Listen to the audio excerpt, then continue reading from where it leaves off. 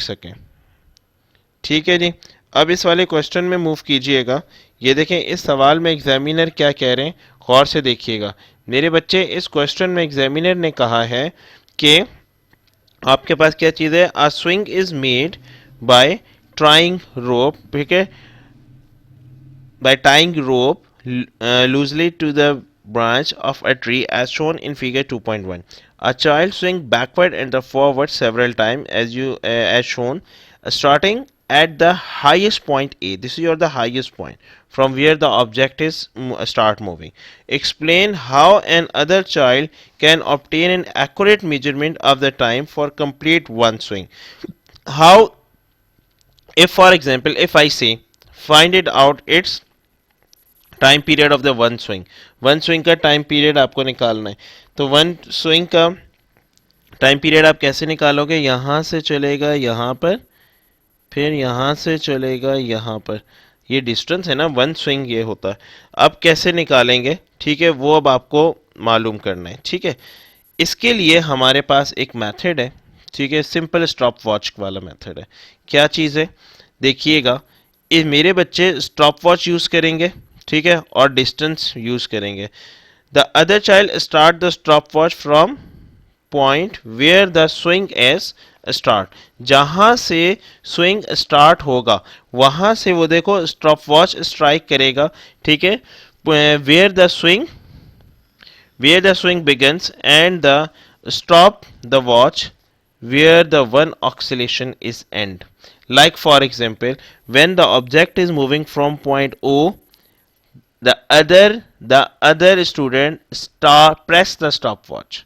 When it is pressed, the counting is start, and when the object is reaches at its maximum point over C, and after it reaches at C, when it is moving back, then the other student stop the stopwatch. Then you can easily measure the time period of the one oscillation. ठीक है, very good बेटा Khadija. हम कैसे निकाल सकते हैं मेरे बच्चे, हम निकाल सकते हैं with the help of stop watch. देखिएगा, स्टॉप वॉच को निकालने का बेस्ट वे यही है हमारे पास कि आप क्या करोगे, जो अगला जो फर्स्ट स्टूडेंट होगा, ठीक है बेटा, सिर्फ एक ही ऑक्सीलेशन निकालनी है, नंबर ऑफ ऑक्सीलेशन नहीं निकालने। लेट सपोज अब आप इसका आंसर लिखोगे, other students, the other student लिख दो, या यहाँ पे वर्ड एग्जामिनर ने चाइल्ड लिखा है तो अब आप भी वर्ड चाइल्ड ही यूज करेंगे। The other child presses the stop watch when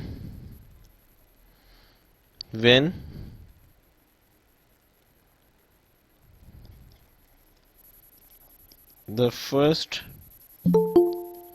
child moves from A and similarly when it reaches C and again it moves at A, it stop the stop watch and measure the time of one oscillation. That's it.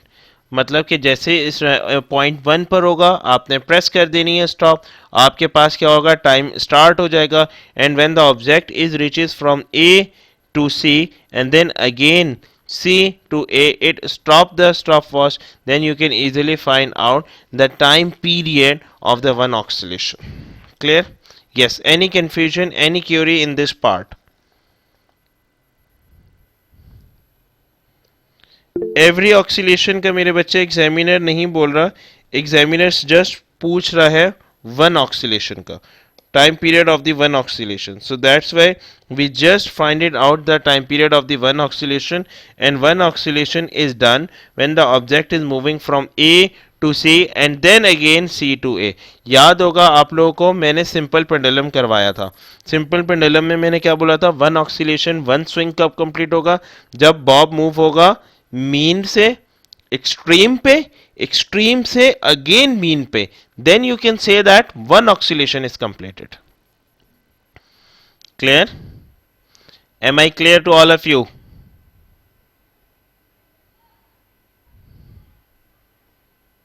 Excellent.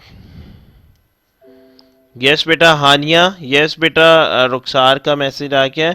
Yes बेटा Momina, yes Ayesha Tariq, yes बेटा Hashir, and yes बेटा Abdul Rafay, Moiz, Hania, Usama, Khatija, Niviyan, Shayan, Usama Mustafa, Usman Mustafa.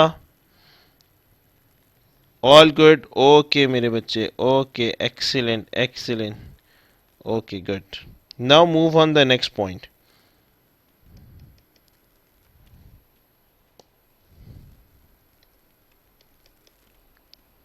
When the child move from A to B, सवाल में देखिएगा अभी मैंने आपको दिखाया था चाइल्ड कहाँ से कहाँ पे मूव कर रहा है, A to B. अब मैं ये हाईलाइट खत्म कर रहा हूँ ताकि नेक्स्ट पार्ट्स आपको सही समझ आ जाए. The child is move from A to B. ये देखो मोशन देखिएगा, A to B की कंडीशन की बात की एग्जामिनर ने. When the child is moved from A to B, she falls a vertical distance of 0.6. ठीक है, वर्टिकल जो डिस्टेंस है वो कितना है, 0.6 metres. She loses 240 joules of the gravitational potential energy. The gravitational field strength G is 10 Newton per kg. Calculate the mass of the child. अब आपको क्या निकालना है, मास निकालना है चाइल्ड का. तब आप कैसे निकालोगे, एक्सीलेंट बेटा एक्सीलेंट मेहानी एक्सीलेंट. पोटेंशियल एनर्जी का सिर्फ फार्मूला पुट कर दें, P dot E is equal to M G H.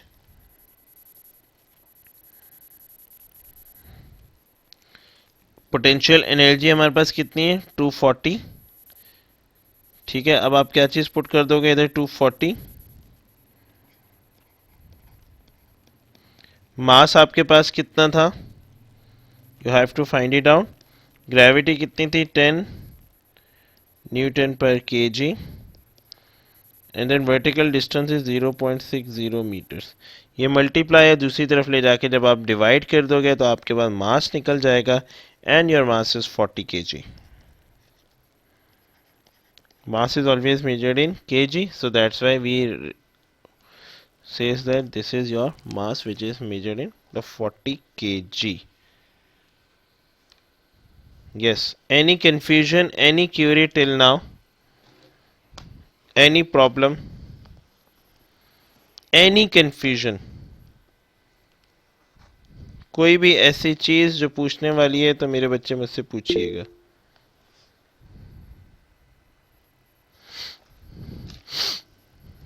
Okay, good. Now move on the next one.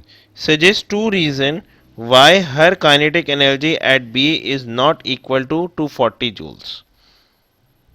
दो रीजंस बता दें कि 240 जूल्स के इक्वल नहीं आएगी काइनेटिक एनर्जी. सॉरी, हाँ, काइनेटिक एनर्जी एट बी, क्योंकि बी पर क्या है, ऑब्जेक्ट मूव हो रहा है. और मैंने आपको बताया था any object which is in motion they possess some kinetic energy. अब एग्जामिनर कह रहा है इस बी पर काइनेटिक एनर्जी 240 जूल्स के इक्वल नहीं होगी. अच्छा बेटा, दो रीजंस बताने. The height is really low. Very good. बेटा बिकॉज ऑफ फ्रिक्शन नहीं होगा, बिकॉज ऑफ एयर रेजिस्टेंस आप बात करेंगे वहां पे. ठीक है, तो दो मेन रीजन है मैं लिखने जा रहा हूं. Number one, because of air resistance,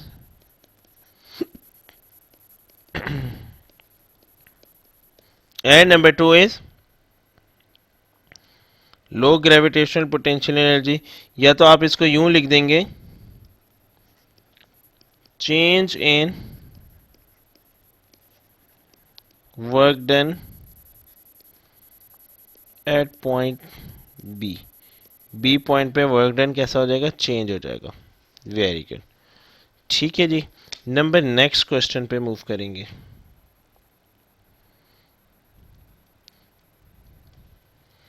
renewable energy और नॉन रिन्यूएबल एनर्जी से रिलेटेड है ये वाला सवाल, बहुत इंपॉर्टेंट है, देखिएगा क्लास गौर से।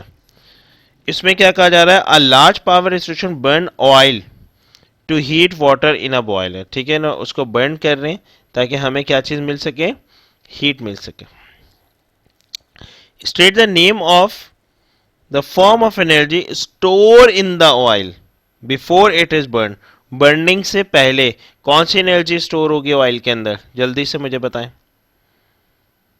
एक्सीलेंट एक्सीलेंट, क्योंकि ऑयल हमेशा बनता है, केमिकल होता है, नॉट पोटेंशियल, कह सकते हैं। तो पूरा इसका नाम आएगा केमिकल पोटेंशियल एनर्जी। इंटरनल तो है ही है ना मेरे बच्चे, इंटरनल तो तभी फॉर्मेशन होगी जब आपके पास केमिकल से वो बेसिकली फॉर्मेशन हो रहा है ना, जो भी है ऑयल वगैरह, ठीक है। तो उस एनर्जी का क्या नाम है, chemical potential energy. Very good बच्चे।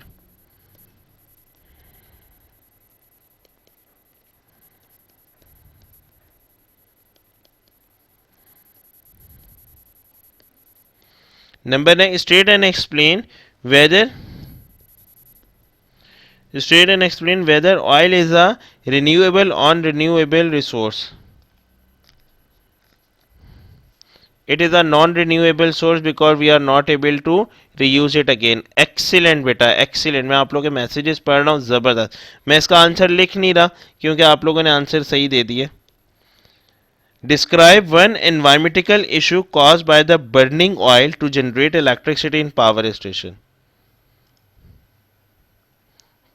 एनवायरमेंट में ऐसा क्या इशू क्रिएट हो जाएगा, pollution, air pollution, okay okay, global warming, ठीक है, एयर पोल्यूशन, ग्लोबल वार्मिंग सही है। और अगर कोई लिख देता है poisonous gases such as carbon dioxide are emitted which is a very toxic ना, you know, carbon dioxide emit जब हो रही होगी, formation of CO2, exactly exactly, very good. तब आप यहां पर इसका क्या आंसर लिखोगे, नंबर 2 था।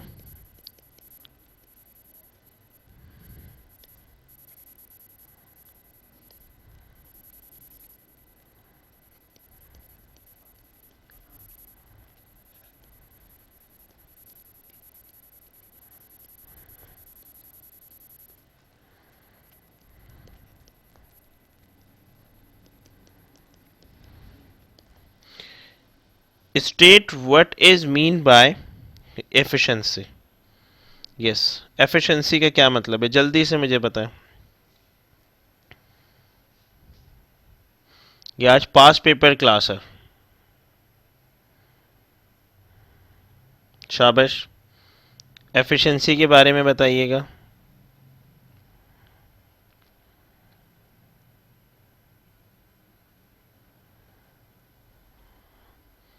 Okay, do power in less amount of time.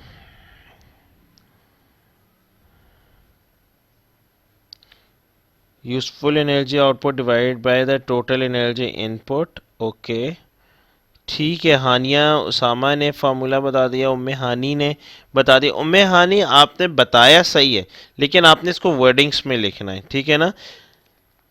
Percentage ratio of, answer लिखिएगा, चलें लिख देता हूं।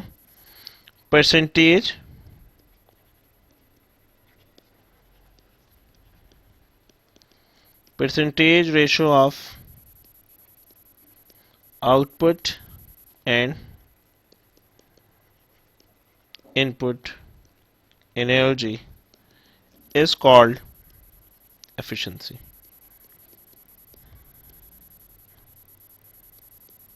Clear? Are you getting my point, all of you? आप प्रॉपर इसकी डेफिनेशन लिखोगे, the percentage ratio basically. Okay मेरे बच्चे, now move on the efficiency of the power station. The efficiency of the power station is this. Its electrical power output is this. This is your the electrical power output. Okay. Calculate the input power of the power to the power station. Input power निकालना. Efficiency दी हुई है. Output power दे दी है. Input power निकाल लेंगे. Yes. निकाल लोगे बेटा. Find out करें जल्दी से. इसका मैं फॉर्मूला लिख देता हूं. Efficiency is equal to power output upon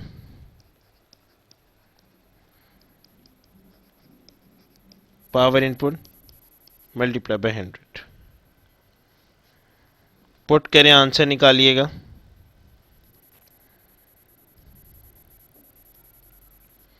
efficiency कितनी? 38%. पावर आउटपुट हमारे पास कितना है?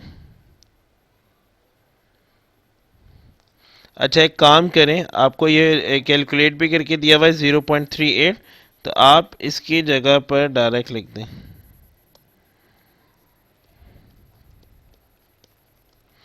पावर आउटपुट कितना है आपके पास? 1.9 इंटू 10 पावर 9 वॉट. इनपुट आपको निकालना है. यहां पर लिख रहा हूं, जगह कम है मेरे पास. 1.9 into 10 power 9 what divided by 0.38. इसको डिवाइड करवा के आप डायरेक्ट इसका आंसर लिख लें. And it's answer become 5 into 10 power 9 what. Power है, पावर का ऐसा यूनिट हमेशा वॉट में होता है, इसलिए आप इसका वॉट में लिखेंगे. क्लियर?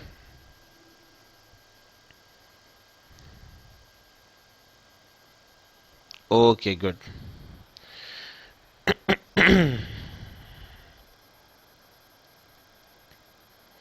अब देखिएगा number next. The energy wasted in 2 hours. 2 hours के लिए एनर्जी क्या हो रही है? वेस्टेड हो रही है, निकल रही है, खत्म हो रही है. अब सबसे पहले आप आवर्स को चेंज कर दें सेकंड्स में. ठीक है, आवर्स को सेकंड्स में चेंज करें. आवर्स को सेकंड्स में कैसे चेंज करेंगे? 2 hour is equal to 2 multiply by hours है 3600. तो your answer become 7200 seconds.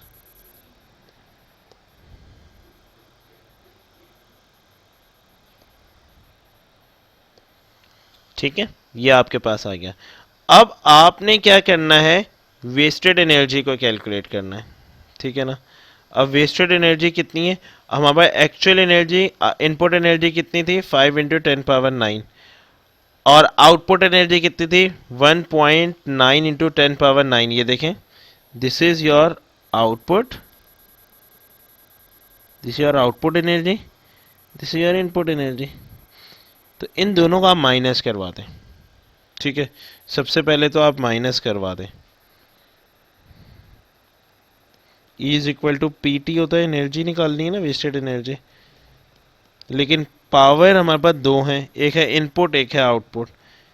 Input ये लिखा आपने, माइनस आउटपुट कितना था? 1.9 10 power 9 what.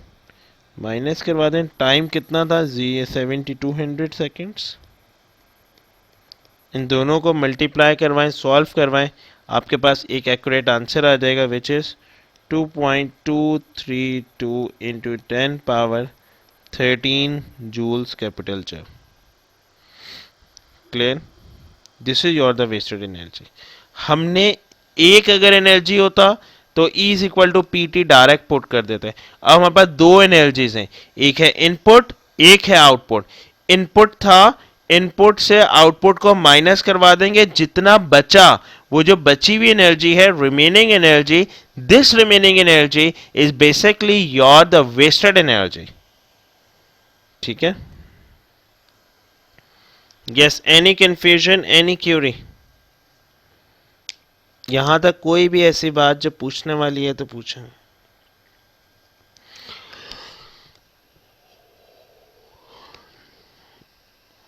Okay,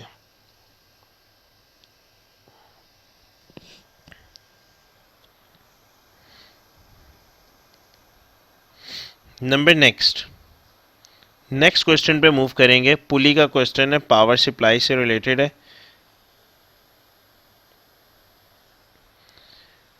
figure 2.1 shows an electric motor lifting a load. ठीक है ना, लिफ्ट कर रहा है लोड को। ये पावर लगा हुआ है, electric motor load. The load of the weight 5 newton is raise through a vertical height of 3.5 meters. ठीक है, रेज कर रहे हैं 3.5 meter at a constant speed. कितनी स्पीड से? कांस्टेंट स्पीड से। The efficiency of the electric motor is this is your the efficiency. Calculate the increase in gravitational potential energy of the load. अब आपको क्या निकालना है? Gravitational potential energy of the load निकालना है। ठीक है ना, अब निकालें। इसका क्या क्या है? निकाल लोगे? वेरी गुड बेटा, very good Umme Hani, very good Abdul Rehman. Solve करें मेरे बच्चे, आंसर निकालें। क्या निकला?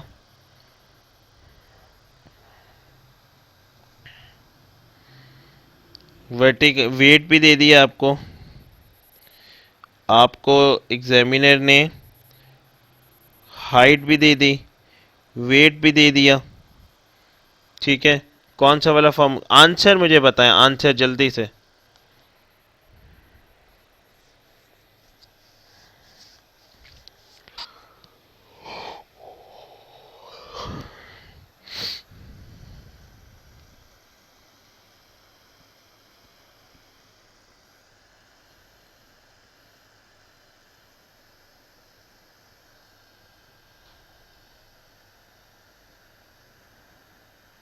Yes, hurry up.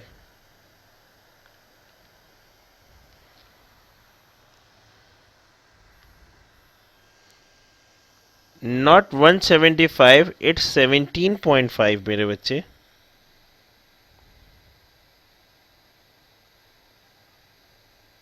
17.5। सबसे पहले आप मास कैलकुलेट करोगे ना।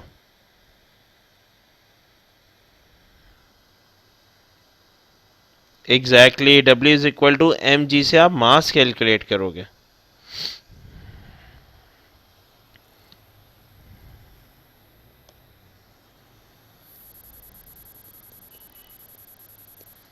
वेट कितना था? 5। ग्रेविटेशनल फोर्स 10 न्यूटन पर केजी, आपको पता है। मल्टीप्लाई या वहां ले जाके divide, and your answer is mass is equal to, क्या निकल गया मास? Exactly 0.5 KG. ये आपके पास मास निकल आया। आप W is equal to mg का फॉर्मूला पुट करें। Sorry, potential energy is equal to mgh का फॉर्मूला पुट करके ग्रेविटेशनल पोटेंशियल एनर्जी निकाल लें। 17.5 जूल्स, नॉट न्यूटन पर kg, it's joules. Very good बेटा, 17.5 joules. Energy is always measured in joules. Number next. State the formula that relates efficiency, energy input and the useful energy output. State the formula. Examiner ने क्या कहा है? सवाल पढ़ा करें आप लोग. State the formula that relates efficiency, energy input and the useful output energy.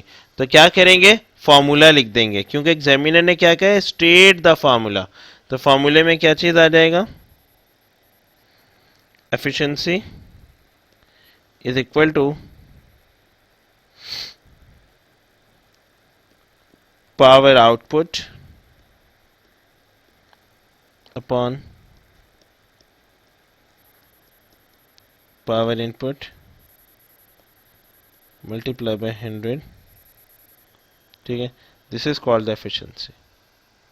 Very good बेटा उसामा, वेरी गुड उम्मे हानी। मैं मैसेजेस देख रहा हूँ आप लोग के, और जो प्लीज़ और बच्चे हैं वो भी रिस्पॉन्स करें क्लास में। ठीक है, number next, calculate the energy input to the motor. Hurry up, ये वाला खुद करेंगे पार्ट, जल्दी से सॉल्व करें and send me your answer. मैं वेट कर रहा हूँ।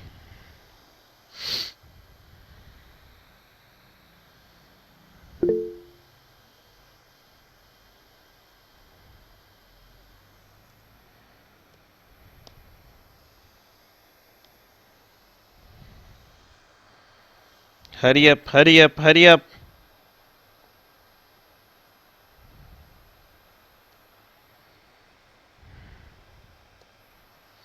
यस बेटा, क्या निकला आंसर?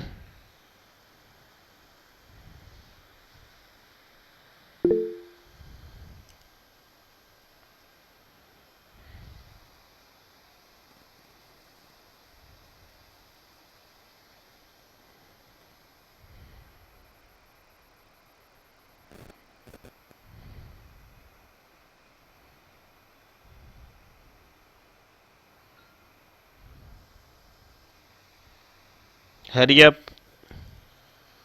27 जूल्स। कौन कह रहा है? आयशा, सामा, राफे, उम्मे हानी। ओके, एक्सीलेंट बेटा, 27 जूल्स ही करेक्ट आंसर है। Excellent. Efficiency is equal to output, power output upon input multiply by 100।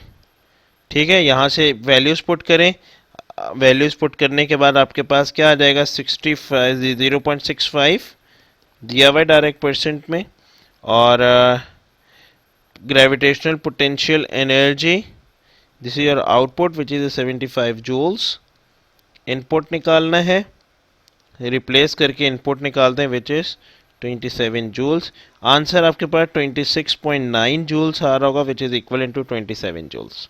Okay, excellent बेटा, excellent all of you, excellent.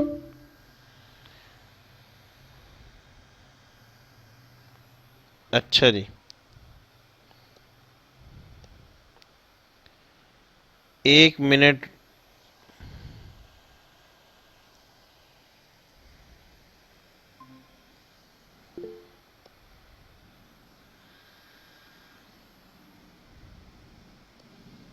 जी जी बेटा, आवाज़ मेरी नहीं आ रही थी क्योंकि मेरा ना नेट डिस्कनेक्ट हो गया था इस लैपटॉप से। पता नहीं अचानक खुद ब खुद। अब वापस से मैं रीज्वाइन हो गया और मेरी आवाज़ आ रही होगी आप लोगों तक। ठीक है, स्क्रीन भी शेयर कर दी है मैंने। अच्छा जी, नंबर नेक्स्ट देखिएगा मेरे पास। Suggest one reason why the efficiency of the motor is less than 1%। क्यों कम आ रही है एनर्जी? मतलब 100% एफिशिएंसी नहीं है, एनर्जी लेस है। Suggest a reason why the efficiency of the motor is less than 1। Less than one का क्या मतलब है? 100% से कम है। क्यों? यस बेटा हाशिर, क्यों रेस किया आपने हैंड? कोई आंसर करेगा मुझे इसका? शाबाश।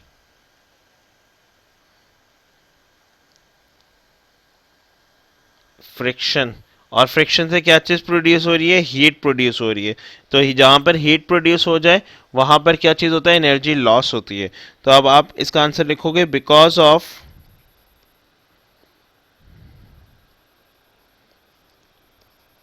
Of energy lost as heat is produces। Clear? बेटा इस वजह से कि हमारे पास ये ग्रेविटेशनल पोटेंशियल एनर्जी एक आउटपुट एनर्जी निकल रही थी, इसलिए हमने एक आउटपुट की जगह पे 17.5 को पुट किया। ठीक है, और इनपुट हमने कैलकुलेट कर लिया। एग्जामिनर ने बोला है ना एनर्जी इनपुट, कि कितनी एनर्जी हमने दी तो आउटपुट ये जनरेट हुआ, और आउटपुट कितना जनरेट हुआ? 17.5। और जो दरमियान में जो एनर्जी 27 और 17.5 के दरमियान में जो बची, वो क्या हो गई? वो एनर्जी लॉस हो गई। ठीक है, किसकी वजह से? हीट प्रोड्यूस होने की वजह से एनर्जी लॉस भी होती है। इस बात को याद रखिएगा। यहाँ तक कोई भी मसला है, कोई भी ऐसी बात जो पूछने वाली है तो आप लोग मुझसे पूछ सकते हैं। कोई भी ऐसा पॉइंट जो नहीं समझ आया? All good? Okay, now move on the next question. आज मेरे बच्चे वर्क पावर एनर्जी के क्वेश्चंस ही करने, और रिमेनिंग क्वेश्चंस फिर मैं आपको होमवर्क दूंगा कुछ, थोड़े से होमवर्क दूंगा।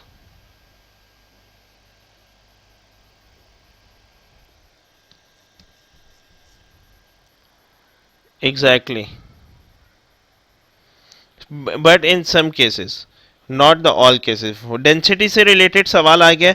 Water is transported to a village in a tank pulled by a tractor. ठीक है।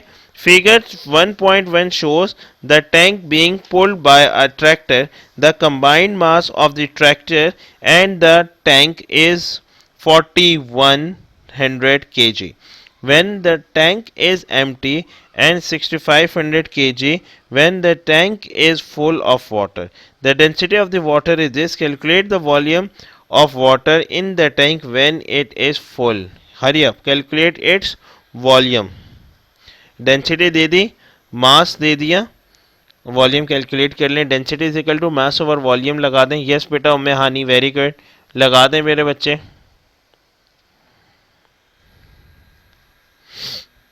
क्या आंसर निकला?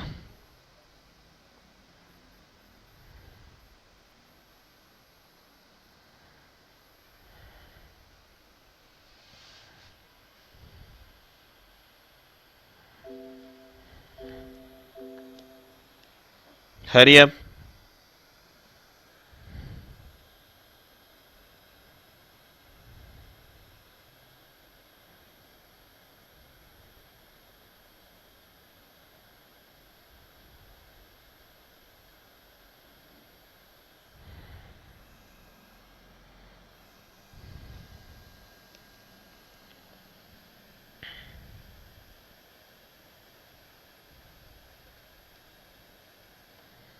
जी, ये रहा ट्रैक्टर वाला सवाल।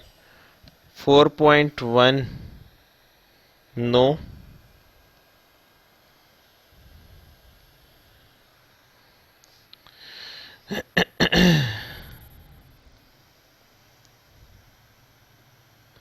0.24 no,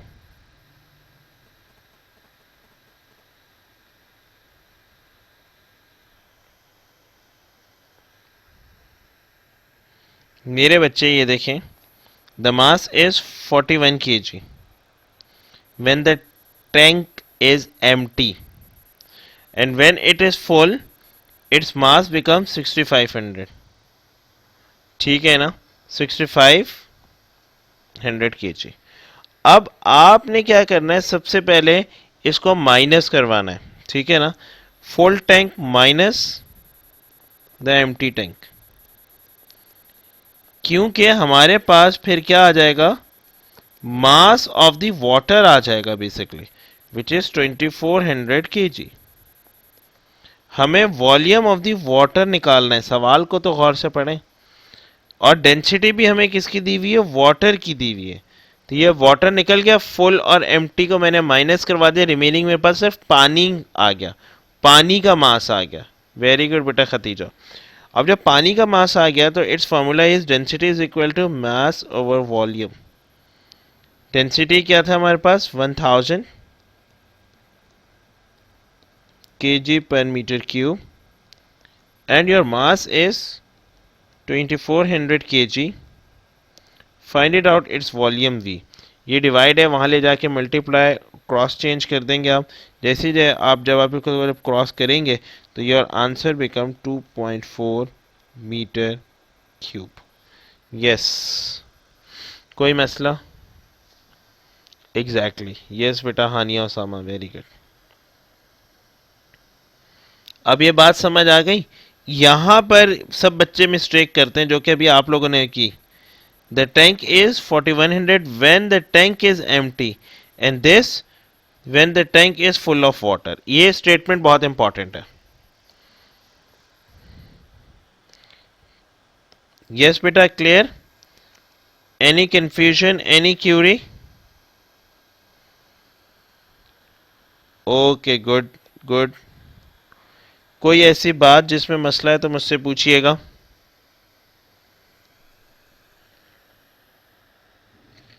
okay,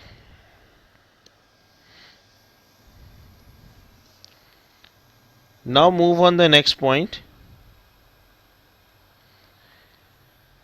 At the start of the journey, the tractor and the tank accelerate from rest along a straight horizontal road। Straight और एक हॉरिजेंटल रोड पे चल रहा है। As their speed increases, one form of energy is decreasing. Speed क्या हो रहा है? Increase हो रहा है and the one form of energy is decreasing. State the name of the form of energy that is decreasing. Which form of energy is decreasing? Hurry up.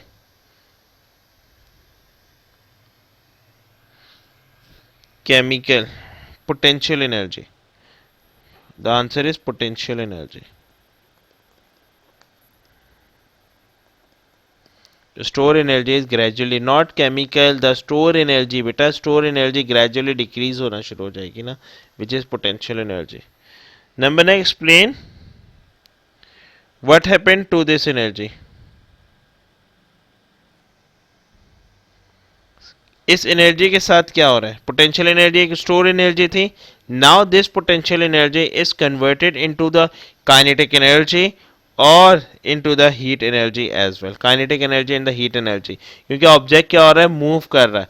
वो जब move करेगा तो जाहिर सी बात है उसके अंदर पार्टिकल्स वाइब्रेट होंगे. जहाँ मैंने क्या कहा था, जब भी ऑब्जेक्ट मूव कर रहा होता है तो उसके अंदर जो एनर्जी एग्जिस्ट करती है, this energy is called the kinetic energy and the heat energy as well.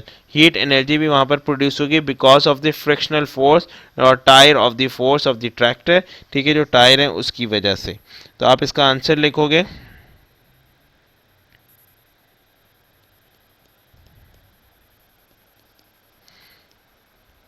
potential energy is converted into kinetic energy and heat energy as well. Okay, yes, any confusion? The last part of this question, फिर इसके बाद हम लोग फिर wind up करेंगे आज का काम और फिर मैं होमवर्क देने के लिए जा रहा हूं. The village is located on a mountain at a vertical height of this 850 meters above the water supply. ठीक है, वाटर सप्लाई से ऊपर है. The gravitational field strength G is 10 Newton per kg and its gravitational field strength is 10 Newton per kg. Calculate the gravitational potential energy gained by the water as it transported from the supply to the village. Gravitational potential energy मेरे बच्चे निकालनी है, जल्दी से निकालें, आराम से निकाल लोगे. वेरी गुड, MGH लगा दो. क्या बेटा आंसर निकला? डायरेक्ट है, कोई कन्वर्जन नहीं है. बताइएगा आंसर.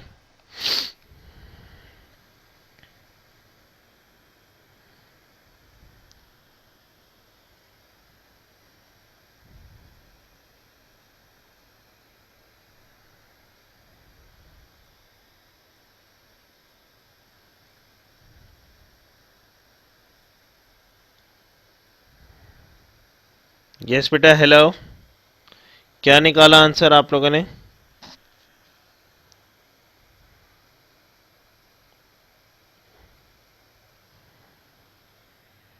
एट 500. नो बेटा, हाशिर अगेन करें, गलत किया आपने.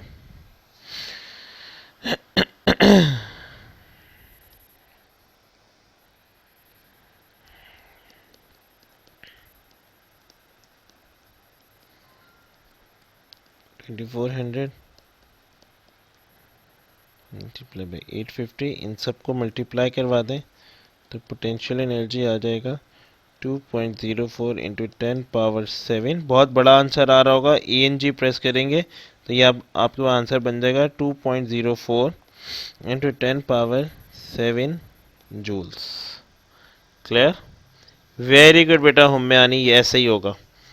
यस मेरे बच्चों, कोई कन्फ्यूजन, कोई ऐसी बात जो पूछने वाली है, कोई ऐसी चीज़ जिसमें कन्फ्यूजन होगी तो आप लोग मुझसे डिस्कस कर सकते हैं. यहाँ तक सब कुछ समझ आ गया? मैं आप लोग के मैसेजेस पर हूँ, मैं मैसेजेस देख रहा हूँ. If you have any question and if you have any query then you can ask me.